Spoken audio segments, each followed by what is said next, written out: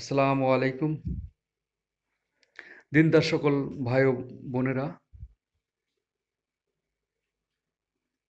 আজ আলোচনা করা হবে দোয়া ও ফজিলাত, গুনহা মাফের দোয়া।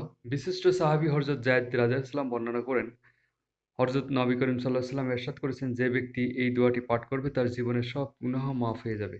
দোয়াটি হলো আস্তাগফিরুল্লাহাল্লাযী লা ইলাহা হুয়াল ইল্লা হুয়াল হাইয়ুল কাইয়ুম ওয়া আতুবু ইলাইহি।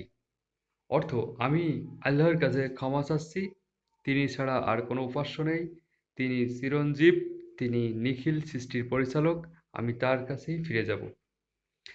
আমরা এই দোয়াটি আমরা রেগুলার নামাজ শেষে আমরা যখন সময় পাই তখন পাঠ করার চেষ্টা করব। ইনশাল্লাহ আমাদের জীবনে যত গুনাহ আছে সমস্ত গুনাহ আল্লাহ তাআলা মাফ করে দিবেন। তাহলে আমি আবার আয়াতটি পড়ি। আস্তাগফিরুল্লাহাল্লাযী লা ইলাহা ইল্লা হুয়াল হাইয়ুল কাইয়ুম ওয়া আতুবু ইলাইহি। আমরা এই দোয়াটি বেশি বেশি পাঠ করার চেষ্টা করব। নবী করিম সাল্লাল্লাহু আলাইহি ওয়াসাল্লামের যে ইরশাদ করেছেন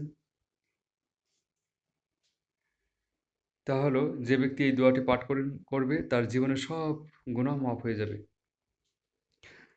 ধন্যবাদ। ভালো থাকবেন, সুস্থ থাকবেন। আল্লাহ হাফেজ।